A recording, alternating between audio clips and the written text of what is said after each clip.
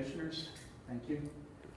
My name is Rob Roark, 1804 800 Road, and apologize for not changing. I'm taking a little bit of time off from work, and if that tells you that's how important this is for me.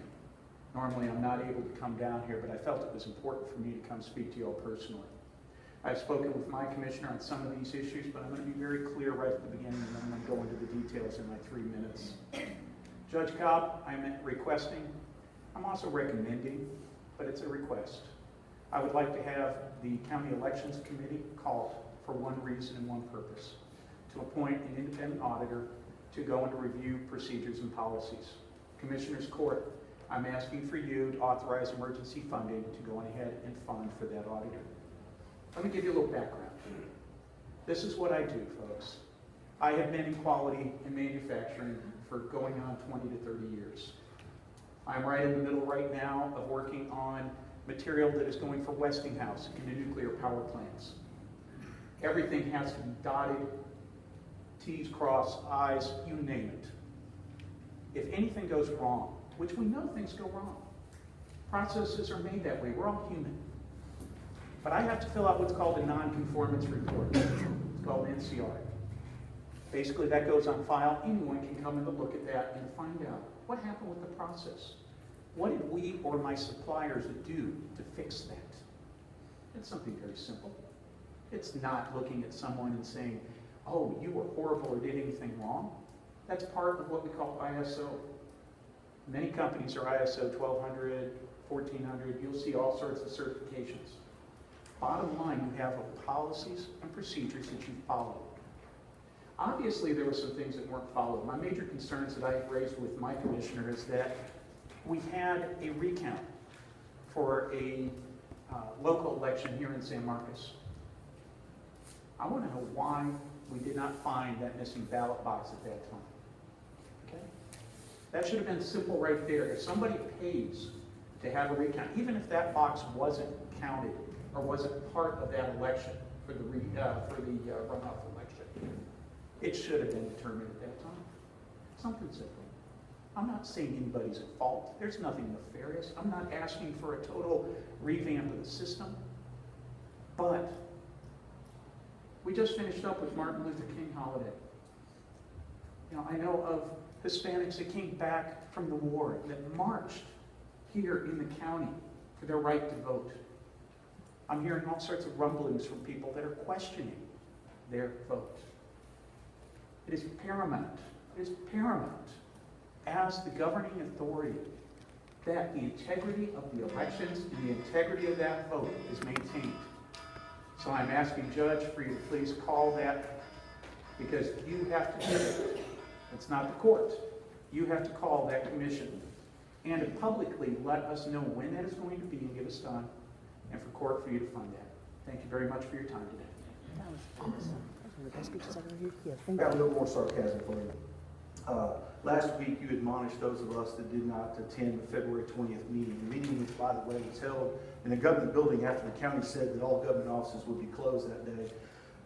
So I went back and I looked at the agenda of that meeting, and I don't know what it would have mattered for me to be there anyway, because there was no agenda process by which they go back and audit what ballot style people were given. We know what ballot style they were assigned from the elections administration, but when someone comes in and votes a ballot that has been handed to them incorrectly, we don't even have a way to track that. And I don't understand why that process would be in place in the computer age. If someone is given an improper ballot, by the way, I'm getting messages quite frequently now about more people coming forth getting improper ballots. Why on earth can't we go back and audit that and see, hey, Joe Smith, you live in 221, but you got a ballot for 228. I don't think that's too much to ask. And if I have to be the one to ask the questions, at least provide the forum so I can do it. Thank you. Good job. Good morning. I don't really enjoy being admonished walking out the door either, like I did last week, Judge. You know, I know some of the people in this room right now are getting paid to be here. Others of us are giving up pay to be here. And if I have to leave and I choose to watch Jennifer Anderson make her presentation on video, I shouldn't have to hear about it on my way out the door and make a decision to come back whether I address that with you then or now.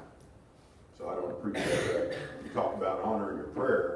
see a little bit of it taking place in this court. We weren't asking for a presentation. We were asking for a public hearing where we can cross-examine the statements made. We've been asking for a public hearing. We've been asking for an investigation report. Jennifer Anderson, I'm told, has performed an investigation. We haven't seen a report of that, and I don't believe any of you have either. And if you have, let me know, because I'm really interested to know what that is. Without an investigation report, as far as I know, there is no investigation that has taken place. One more thing we'd like to ask for is, my understanding is that we're looking at some new voting machines, making a purchase for it. And you claim that you don't have responsibility over the elections office. Well, you do provide the budget on that. And I would suggest, recommend that the Commissioners Court assign a citizens panel to take place in that decision making. And you've got a lot of people that you can choose from. You can cherry pick it. You can put convicted felons on there like you do on some other committees. Or you can put concerned citizens like Matt, like I, that have been down here for 7 weeks now, trying to get our questions answered on how we go about, losing 1,800 votes on election day, and that's that we currently know of. And by the way, Matt was exactly correct. We're hearing real time every day more people saying that they were handed ballots that they should not have been handed. And if you don't know that, I came in here, I guess it was 4 or 5 weeks ago, 2 weeks in a row, and made the claim, made the statement, the assertion that Hays County is not following state law on how we administer the elections. I'm told the county employees are saying we do. If we're all under oath, you should be prosecuting one of us for perjury. Or you could do, as I asked before, pick up the phone and call me. There's not one of you that can't find my phone number with one phone call. Most of you have in your phone already. And I haven't heard from any of you. I really doubt your sincerity. So I'm going to read you an email that came into my box yesterday. It was actually a news report. And it was in Travis County, there's a request for information made on all emails between the county elections office and between the Secretary of State and between Hart and InterCivic. Travis County didn't want to respond to that, so they asked for an Attorney General response. Ken Paxton said, no, that's public information, you have to release it. Travis County didn't want to release any of those. So they filed suit in district court citing the Homeland Security Act, and their claim was the release of such information will seriously compromise the security of the voting equipment and software and could potentially jeopardize any election. If that doesn't send chills up your spine, then you're not paying attention. Thank you very much. I'd like to state a quick fact, because I'm being admonished with Brandon and comment some meetings ago about seeing me in town and not being in court. And he was right, I was in town, but like usually there's more information. I had a personal emergency in which I had to go back home, and that's why I was late coming back to court. So as my colleague, Have a set of values which some would say are conservative. I just call them normal. Like Thomas Jefferson, I believe that the government that governs best governs least. Every dollar that government spends is a dollar taken from someone with the threat of confiscation of that person's property. If I were to do that to someone, I would be justly arrested for extortion. While America's founding fathers would not recognize this as legitimate government, Karl Marx would rightly recognize it as socialism. What do we get for quote, voluntarily, unquote, surrendering our rights in property? We get 3 minutes and a vote. Now we are not even sure that our votes count. A famous man once said that he cared not who voted. All that mattered to him was who counted the votes. Who was this man? Was it George Washington? John Adams? Perhaps John Kennedy? No, it was the communist dictator Joseph Stalin. In other words, without properly counted votes, we are no better off than the people in Soviet Russia. We need a real question and answer session. Not that, in my opinion, bait and switch dog and pony show that we had here last Tuesday. If we can't come up with the correct answers, we can always get the Secretary of State's office involved. Thank you.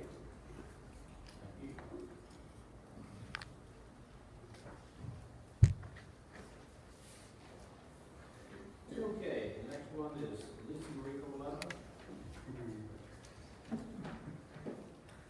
Hi, it's Cabaletta. Hi, I'm Lisa Marie Cabaletta. I live at 1322 Belvin, and I love that use of the alliteration cast until counted. And I would like to resonate and ask that you also abide by the recommendations given by Mr. Brandon as well as Mr. Roark. They're very thoughtful, they're proactive, and I think they would alleviate some of the concerns. As a candidate, I was not contacted. Mr. Montgomery was not contacted. None of us were contacted by the Hays County Elections Administrator. I've been running for 30 years in this community, and I will never vote again until this is resolved. In fact, I will be filing an open records request this week to examine every single solitary mail-in ballot because of the irregularities that have been reported to me. Time and again, when I've run for city council since the early 80s, well, since we've had the electronic ballot system, I have been advised by candidate after candidate and voter after voter for me that those ballots oftentimes don't hit a city race. So people go in to vote for a city race and they never get to that part of the ballot. And we've told Joyce that for years and years. Joyce is great at making Joyce look good. And I've been dealing with her for 30 years. It took her a month to get me a voters list. I reported the fact to her that there is literature from John Tomides in the election's main voting area out in plain view. And not one of those election judges thought to fix that and remove that until I called. Time and time again, I was getting reports about machines going down and election judges casting votes for candidates. I let it all go. I'm not a poor loser. But when I start getting emails and through the media, and you guys can't contact me about voter irregularities, that's shocking. And I once again would reiterate what Mr. Roark and what Sam Brandon did. Additionally, she handpicked her election judges, which meant that certain favorites in town got paid to be election judges, and a lot of them were highly incompetent because I was election judge, hello, and observed that behavior. Additionally, let's see, do I have anything else to say? I think I've already hit everything. And actually the way we run this court is very surprising to me. You let some people speak over time, and then with Mr. Brandon, you let that alarm go on and on. And I think the way that you conduct this court is reflective of what's going on in the underbelly of this county. And I would challenge you to do the right thing if you're with the God Squad and take a look at what's going on with the election and reassure us who took the time and spent the money and reached out to voters and spent all that time writing up those answers that we do to the questionnaires to reassure us that those votes were there and people cast and they counted it. And at this time, the way you guys are running this, it's flippant, it's arrogant, and it's very unfortunate. God bless San Marcos.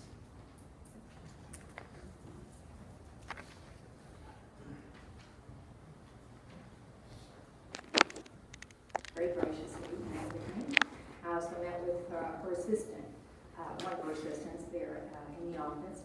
And I asked about the meeting, the public meeting that was held on a federal holiday. And she said that she was telling me about how the new voting system, that there are several different companies that have voting systems that incorporate possibly a written ballot along with the electronic ballot. I said, that's very commendable. She also said that possibly you are considering allowing voting in any precinct. The voter can go to any precinct to vote on election day. I think that would be very convenient for most voters in the county. I then was asking her about the voting irregularity that occurred in precinct 225 with the anthem, the anthem votes and the Meisenheimers. I live right next door to that. And she said, I said, has that all been resolved? And she said, yes, all of it's been resolved. No one questioned anything. The Meisenheimers didn't ask to see the voting logs, the sign-in sheets. Nothing was requested, and that had all been resolved. I then asked her about poll workers. I know most of what I think I'm supposed to know, but I went ahead and asked her anyway. Since she's the new administrator, I asked about Is that better? That's better. Okay. I asked who they were and how they were selected, in particular the judges for the day. And she said that the election judges were selected by the chairman of the ruling party at the time, and that is now, I guess, Russell, is it Hader? Russell Hader of the Republican Party. Hader, excuse me. And he selects the precinct judges. I then mentioned something about, how about us independent people? You think maybe we could have, oh, well, that could probably have to go through the state or your legislature or something like that. And I said, okay, I dropped that subject. I then asked her who was in charge of transporting the boxes, the technical, the electronic stuff, and also those voter sign-in logs. Who was responsible? And she said the election judges were responsible for that. I think that's correct. I then told her about a couple of problems. No, can't be.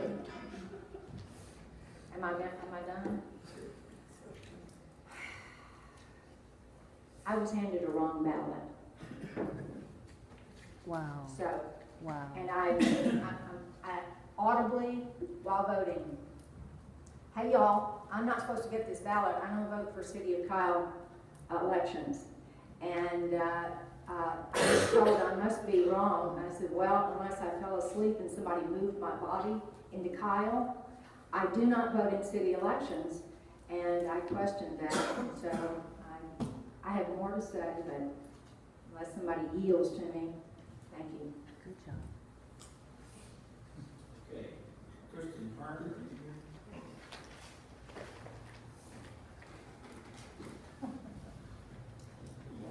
Morning.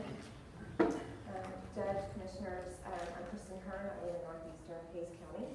And before I left the workforce to stay home with my 3 kids, I was a financial analyst for a large international corporation.